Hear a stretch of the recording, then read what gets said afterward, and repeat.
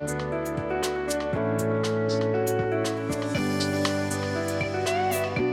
I hope you enjoyed the breakout session and just a chance to connect. You might have known the person in your room because it was a surprise, right? How the computer puts you into rooms. So, and maybe you're meeting a new acquaintance that will become a friend as well.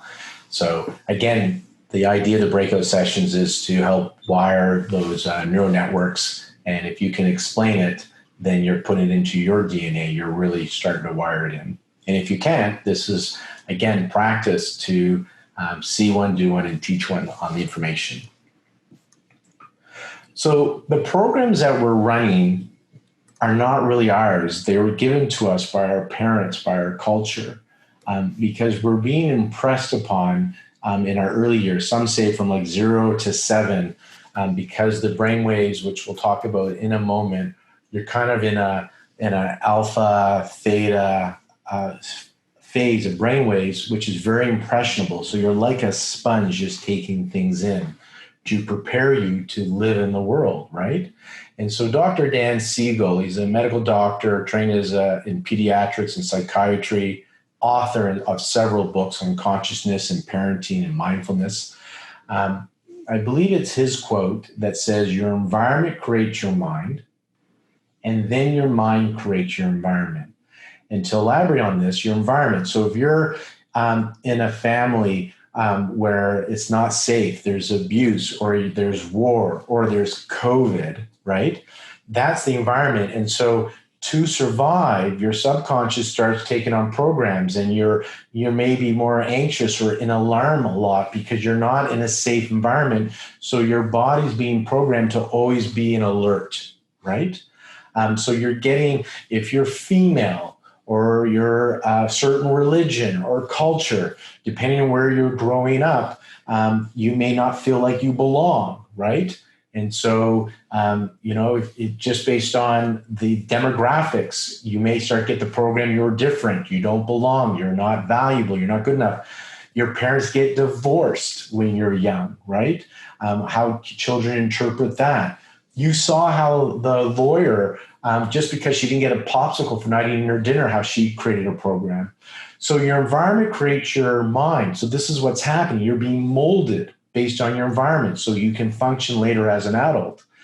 And then once you get to a certain age, definitely once you're into your teens and beyond, you start to live more in beta. And now you are seeing the world through the lenses of your subconscious. So you're perceiving and experiencing the world through your programs, which you got. And that's how I'm interpreting his quote. I believe this is what he intended when he said, Dr. Dan Siegel, your environment creates your mind, and then your mind creates your environment. And so looking just at the brain waves, we're going to focus on starting at the green. So beta, high beta, they say is like overwhelmed. Okay, so when you're in high beta, you're in overwhelmed. When you're in alpha, that's a nice detached relaxation. That's a lot of where your manifestation work will be. When you go into theta, that's into that deep meditative state, into that subconscious level. And then delta is what we know as sleep. So we're looking at, and you're in all of these all the time. It's just where you're more dominant or what has a stronger amplitude. And when I say amplitude, like for example, look at the alpha on this. So the alpha acts like a bridge between theta and beta. So I mentioned high beta is overwhelmed, but beta is not bad. Low beta is focused. That's when you're working on a task and you're in flow. That's low beta. That's a good place to be doing. When you're being, that's alpha, right? Alpha and theta. And alpha is that detached relaxation when you get into that creative space in your mind. Have you ever had a dream where it was so beautiful and profound that you feel like you actually have solved the world's problems? Like you just know it. It just had that, say hi in the chat or raise your hand. One of those profound dreams where you're just so excited. And as you're waking up, you are just like, this is amazing. But to your amazement, as you're waking up, the dream is leaving you, like what you know, and you knew something incredible, but now you can't hold it anymore. It's gone, right? Well, all knowing is in theta. So delta sleep. And as you come out of sleep, you go into delta and then into theta. Theta is unconscious. And then alpha is the bridge to beta. So if you don't have good amplitude in alpha, you're in theta, you're in this dream state, you've solved the world's problems, you have answers, you're connected to all knowing. And then as you wake up and you pass through alpha quickly into beta, beta now, you can't tap the unconscious anymore, you've lost it. And so if you want to remember your dreams more, if you want to tap into creativity, then the exercise is to strengthen alpha amplitude, because alpha is the bridge. If you're going to remember your dreams, if you're going to pull things out from your subconscious, from theta, it's going to be alpha that's going to bridge it to beta. So we're going to talk a lot about alpha today, because alpha is something that you can consciously work on and strengthen and improve on, so you can tap into alpha like that and get into this creative aspect of your brain and tap into more of that subconscious stuff, whether you want to pull things out of that creative mind, or even if you're looking to change some of those programs. Just going to read a few things about some of the alpha here. Alpha brainwaves are dominant during quietly flowing thoughts, and in some meditative states. Alpha is the power of being now, being here. In the present, alpha is the resting state for the brain. Alpha waves aid overall mental coordination, calmness, alertness, mind-body integration, and learning. Alpha is a nice place to be in, right? In the journal, the Proceedings of the National Academy of Science, they were showing that brainwaves play a crucial role in inhibiting habitual thinking modes to pave the way to access more remote ideas. They shared that when you can get into alpha, you can get into more creative ideas that are not normally available to you. So in my example, I'll share with you with the dream, the bridge, the alpha, you're in beta, you're in focus, but your beta is that small P brain, the conscious part, right? When you get into theta, that's where there's incredible creativity. That's where you got the answers to everything. And alpha is your bridge. So you want to get into alpha because that lets you access parts of you that are there, but they're not available to you. It's like Tesla cars have all these features, but if you don't, they can turn them on and off, like full self-driving. Every car has it, but there's a download that you got to pay for, and they can turn it on or off your car. It's built into the car, but you don't get to access it unless Tesla decides to turn it on in your car.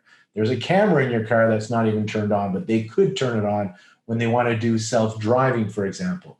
So it's available, but you can't access it. There's so much creativity and stuff available to you. However, you don't get to access it. And if you want to access it, this is the incentive. It's working on alpha. That's how you get to access it, is by working on alpha. So going back to Dr. Dan Siegel, the children that we were talking about, 0 to 7, they're in that theta alpha range all the time. They live in it. And then after around 7, some say up to 12, after that, we are in beta most of the time. And it takes effort to get into alpha and theta to change our programs, to rewire those programs.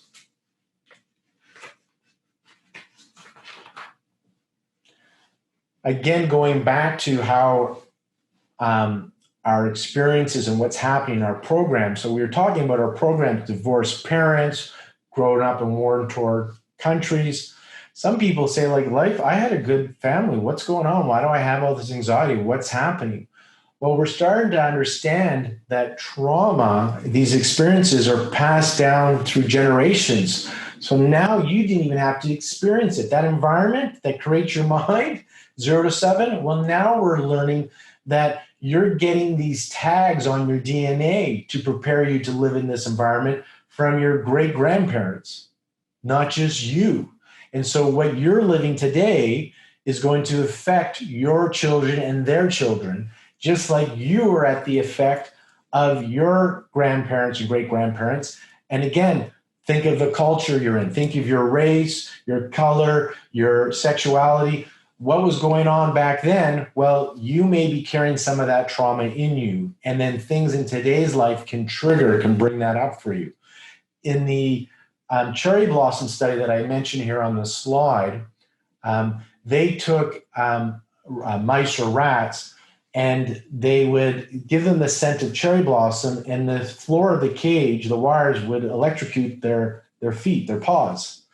And so they did it so much, every time they smelled the cherry blossom, they got electrocuted, that eventually all they had to do is smell cherry blossoms. They don't turn on electricity, and the mice would go into that fight or flight, that stress response.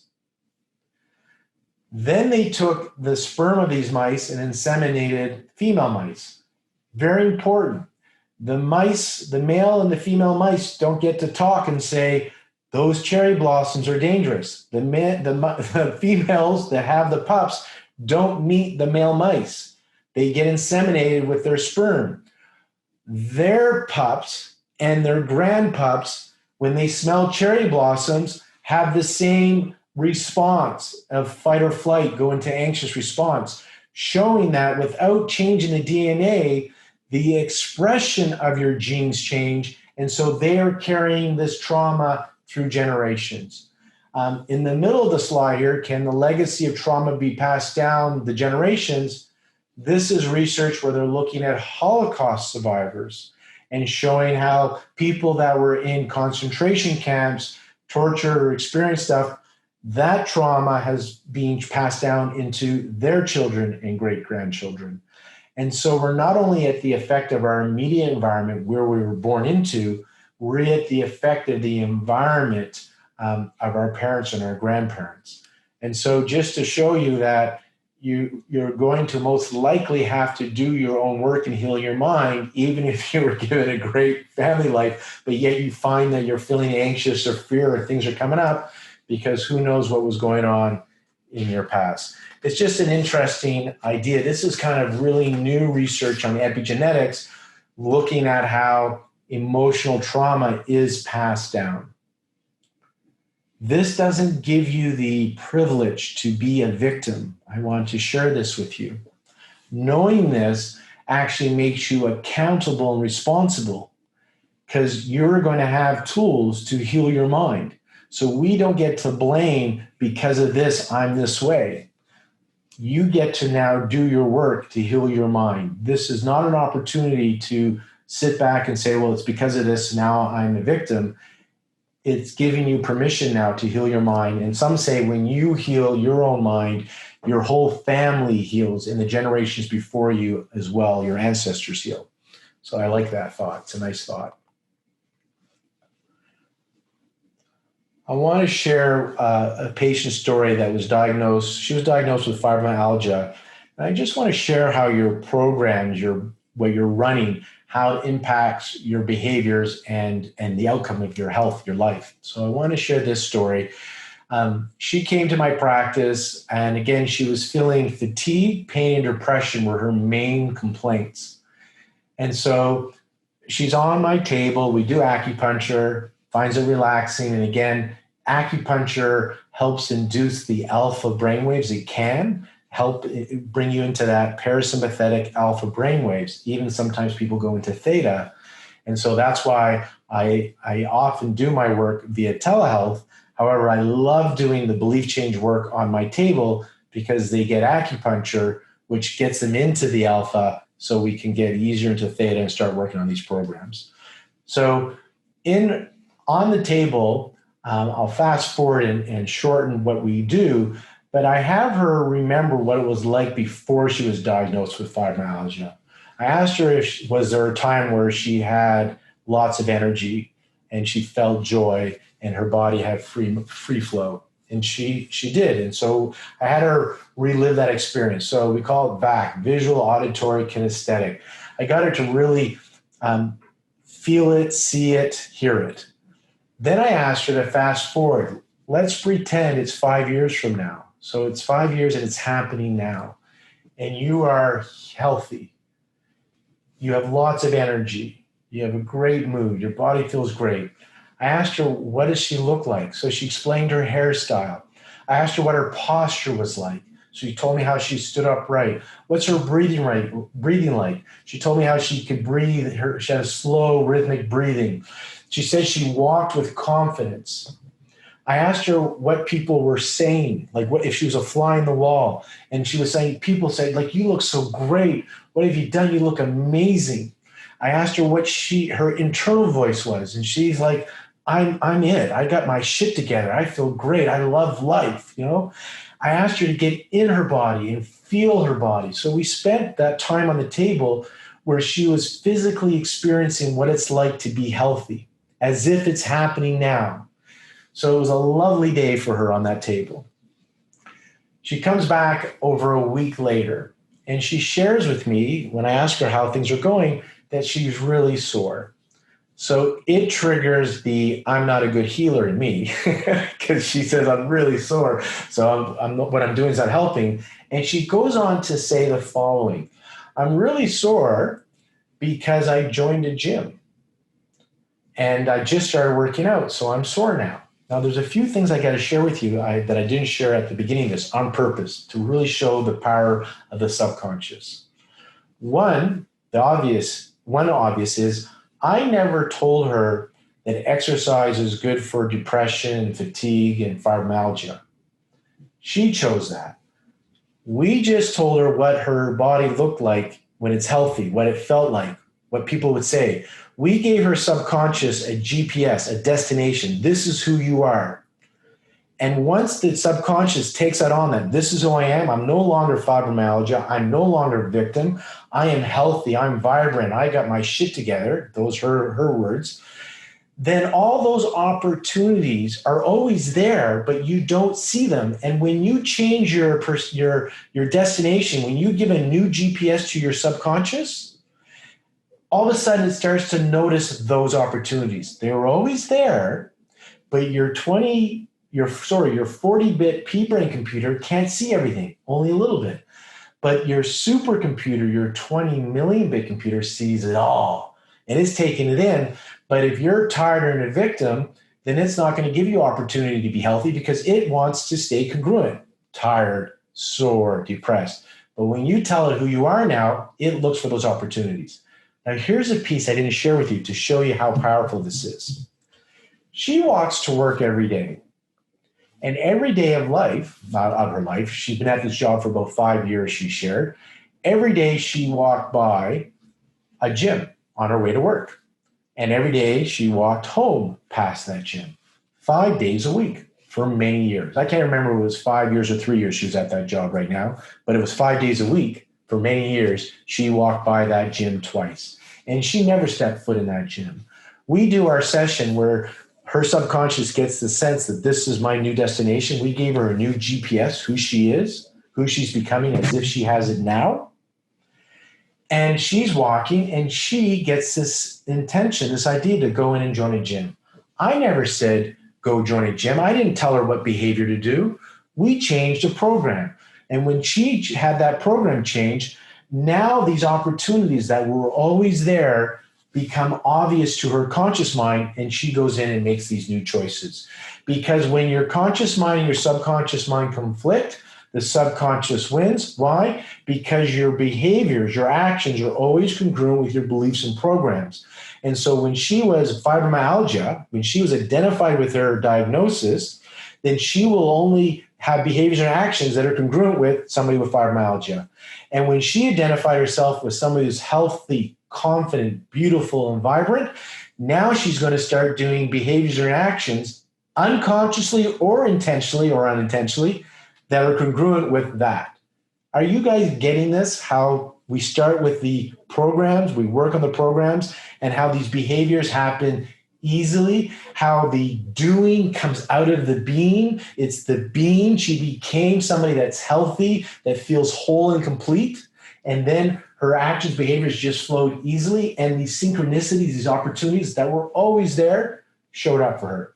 Are you guys starting to see that, getting that? Another fun example for yourselves, just to show you that you do this all the time.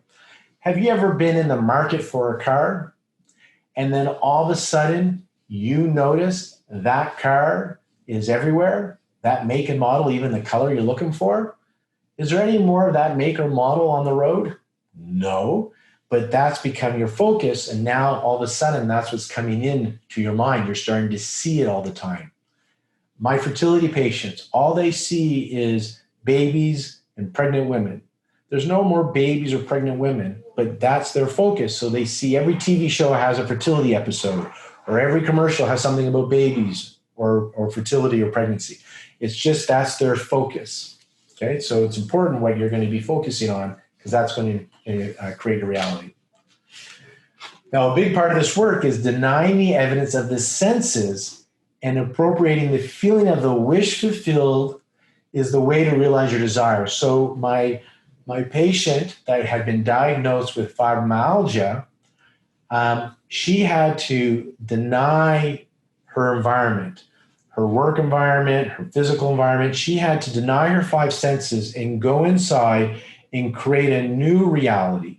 And so the part of this work is to make your inner reality more real than your external reality. If you want to shift your external reality, it begins on the inside. And the challenge, I mean, this is where I get challenged, and I work this daily, is to deny the evidence of the senses and make the inside more real. However, that is the secret sauce of manifesting and changing yourself on a cellular level, both physically and mentally, emotionally. So we must reverse the evidence from the senses. If you're going to use wealthy as an example, you got to start working on removing negative beliefs and programs, often unconscious, around money. Most of us come from lack. I'm just going to give you an example for some of you on here that if you're looking for abundance and wealth and you're not having it, I can ask a few questions and find out if you have a program that is sabotaging you from having abundance and wealth. If you hate the 1%, then it makes sense that you would not become wealthy. Why? Your subconscious has a job to keep you safe, keep you from suffering and alive, basically. It's not going to have you become something that you hate. It doesn't want to be hate. It wants to belong. It wants to belong. It's dangerous from a human evolution point of view to not belong. Back in the heydays, when we were really primitive, if you didn't belong in the group, the tribe, you were casted out and you couldn't survive on your own. You'd either starve to death, be eaten by wild animals, or be eaten by another tribe. And so belonging's key. So if you hate the 1%, your subconscious is not going to let you become something you hate. It doesn't want to be hated. It's going to sabotage that. But you're running a program, some level, that money or wealth is evil because you're hating the 1%. One of my close friends is from that percentage, and I have to share you a funny story about that. We were driving to one of their homes, and she shares how it really drives her crazy when she goes to she has multiple homes, when she goes to one of her homes, and the shoes or the outfit that she wants is not at that home. And sometimes she buys a couple so she can have the same shoes so she can have the outfit at different homes, but she doesn't do it for every home. So it's really frustrating for her because sometimes that outfit is not at the home she's going to. And I said jokingly, this was back when the 1% were the protests. That was what was being protested at the time. So it was top of mind. I said, does it bother you that people protest the 1% and people are hating you right now? Does that drive you crazy? And she goes, Lauren, I'm not the 1%. And I go, are you out of your mind? You are so the 1%. She goes, no, Lauren, I'm the 0.1%. Right? So she had no embarrassment about being crazy, stinking wealthy, like so wealthy that she doesn't think about money for decisions. She felt no guilt around it. And by the way, they're good people, they're generous, and they support tons of things, right? And they made their money ethically and in a nice way. So they didn't, kill silly pups or hurt people to make their money. And she owns it. She has no guilt. So of course she has the money and she enjoys it. And she doesn't lose the money because she has no negativity around it. And so just the fact when I said, and I came from a clean vibration, I really don't hate the 1% either, right? So I shared with her this story, and just without her, she didn't get defensive. With a smile, she said, no, I'm not 1%. I'm part of the 0.1% in the world. And so I want to share with you That if you want to be wealthy and you hate the 1%, how are you going to track that? Or if you work if you're self-employed and it's uncomfortable to give an invoice to your client, or if you're a practitioner and you're uncomfortable accepting the money from your patient, then you are likely running a program that's interfering with your success and abundance. You can tell because the litmus test is how uncomfortable you feel in accepting money or receiving money, or what you think about wealthy people. If somebody comes into your business with nice cars, nice jewelry, does it upset you, right? Well, all that tells you, now you're going to find it work. There's no judgment. There's no like you're doing it wrong. It's just about bringing awareness to, because remember, we're more the same than different, is about noticing this program and then getting curious about it and seeing if you want to change that program, explore it. So to be healthy, you want to feel doing the inner work. If you want to be healthy, the key is to be in it as if you have it now, to feel healthy. At many of the Dispenza workshops, people have claimed about their spontaneous or miraculous healings. And Dispenza, Dr. Joe Dispenza talks about that these people that wanted to be healthy, they wanted it, they're desiring it, they're doing the meditations. And he shares how when they finally stopped trying and wanting, when they just were okay and they just felt whole and complete as who they are with this condition, when they just loved and accepted who they are for who they are and were whole and complete as is, their disease went away in some of these cases. So to be healthy, feel whole. To be wealthy, feel abundant. To be happy, practice gratitude.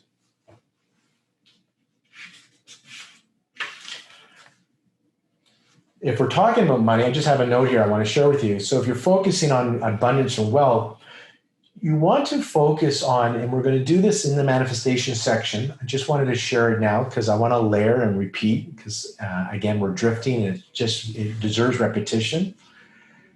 You want to focus on what you want. You want to focus on what is it that you want? What is it going to bring to you? So rather than the money, you want money. You want $10 million. Focus on the inside on what does the money bring you? Think about that now, like for yourself. Why would you want abundance? What does the money bring for you? And welcome to share this in the chat. Just start this process.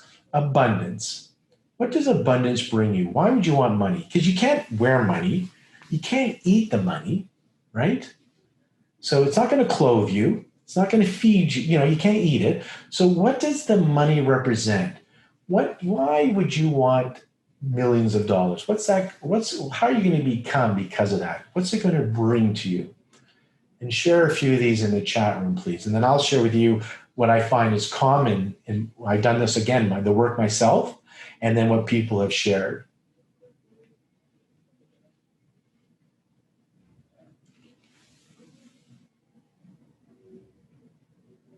You can do this later for relationships. Why do you want a relationship? But if you're in the chat room, I want to have a few people just share opportunity.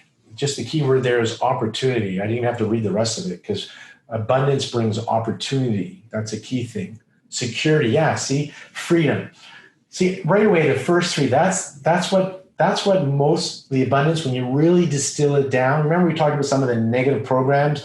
When you really distill it down, there's a whole bunch of them. And then if you really distill it down, it's I'm not enough. With the money one, it's about freedom, right? Freedom to do what you want, when you want. So freedom's a huge thing. Having that sense of peace of mind because you feel safe, wanting to feel secure. The money gives you that sense of safety and security. Having opportunities, right? That's a part of that freedom, opportunities. And so a lot of people in the abundance work, law of attraction say, don't focus on the money, but focus on the feeling of freedom. Focus on the opportunities, right? For some people, abundance is having more than you need. To be able to be generous to others. So you have so much that it's easy to give, that you can be generous to others, something that you've always wanted to do to support others, to be an influencer. For some, it gives you value. You feel like you're valuable. The key here is it's not the money that you want. It's the freedom. It's to have opportunities. It's to have peace of mind, to be an influencer, to be of value. And so that's what happens with manifestation and where the issues are is we're focusing on money, but that's not what we're going to be working on a conscious level. Same thing goes with my fertility patients. I want to have a baby. We get to work on what does the baby represent, because that's how the manifestation works, more on the feeling, what does it bring to you, not on the actual physical thing that you want. So before we take a break, we're going to just do a practice exercise. Remember I said see one, do one, teach one, and it's going to be experiential. I just want to run you through an exercise because I said that this process is simple, powerful, and effective. And I just want to demonstrate for you how you can do this already and how simple this is for you. Okay? So I invite you to just kind of shake it off, just get comfortable here. And I'm just going to ask you to do a few things with your mind. And you're welcome to close your eyes for this part. So we're just going to warm up our imagination, our mind. So the first thing I'd like you to do is I'm just going to invite you to see the color red. Maybe you see a rose. Just notice that you can picture a rose in your mind. And now just put yourself in a forest, maybe your favorite hike in a forest somewhere, and just notice the different trees, the leaves. You may be able to hear a bird or two chirping. Maybe you notice a leaf or two floating down as they come off a branch. And then notice as you step on the soft ground, just come close to one of those trees, one of the larger trees, and just feel the roughness of the bark on your hands as you rub along the trunk of that tree. And just take a deep breath as you're warming up your imagination. We're going to do things that are both visual, kinesthetic, feeling, smell, taste, because some people don't see, they actually feel or hear things. So we're just going to play with all your senses here, and you can see which one you enjoy and it's easiest for you to drift into. Imagine now that you're at one of your fruit and vegetable stands or grocery store. For me, I'm at Whole Foods right by my clinic, but it can be any of your stands, fruits or vegetable stands. And go to the area where they have all the lemons and just notice how those lemons are all stacked up, how they often do that like on a big pyramid, bright yellow lemons. Just notice them and come close to those lemons and pick one of those lemons up from the top. And as you pick it up, just notice the density, the weight of this lemon in your hand, the texture of the lemon in your hand. You may even notice that it has a cool sensation to it. And right next to you is a table and a sharp knife. And put the lemon on the table and take that knife and just slice the lemon in half. And then take that half and slice it again in half so you have a quarter. And now pick up that wedge of the lemon and just bring it up close to your nose. And you may even notice you have a cut or two on your fingers as the juices from that wedge goes down your fingers a little bit. And just bring that lemon up to your nose. And just take a nice smell. Just notice the aroma of that lemon. Feeling that lemon in your hand. And now take that wedge and just put it in your mouth and just bite down and suck on that lemon. And now open your eyes and bring your awareness back into the room.